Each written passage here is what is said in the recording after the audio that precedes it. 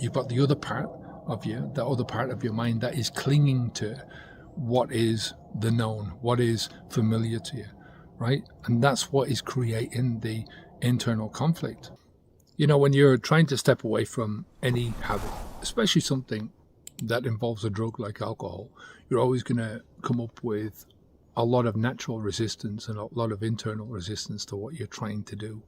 I think about the alcohol habit as it's the default thinking, it's the default behavior, and the more areas that behavior covers, the deeper it's going to be. The longer you've been doing this, the more you've been feeding that habit, the more deeper that reinforcement is going to have gone, right? So the more reinforced the default behavior has become. Then when you want to change, you're always going to be faced with a certain amount of ambiguity and conflict, right? It's just an inevitable part of the journey.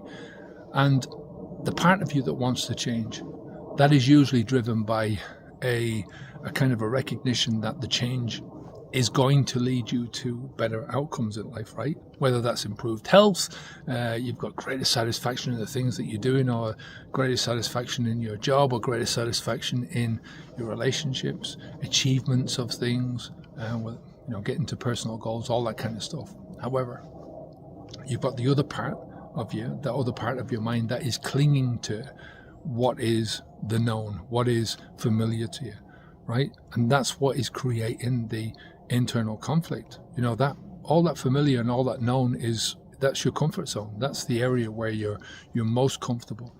That's when the shit hits the fan. This is where you go. This is where you hide away, right? It's your escape. Instead of it being an escape hatch, it's a trap. You know, it traps you in there. It gets tighter and tighter and tighter. The more you use this one drug for, the more you're isolating other parts of your life. But it's this second part, that familiarity and that doggedness of the actual habit. That's the part that we call the drinker's brain. That's, the comfort zone. It's the path of least resistance. It's the parts of your life that you have to. You're working at moving away from them because you're working on other things, but you're really the one thing that you're doing that will get rid of the old drinker's brain is time in the right direction and not feeding the habit, right? But the thing is that you have to understand that you're going to carry both of these desires, because going back into that comfort zone is still a desire that you have, right? It's still there. It's still something that is pulling you in one direction. So we talk about motivations, and motivations can be a double-edged sword. So motivations can be pulling you in one direction, but they can also be pulling you in another direction.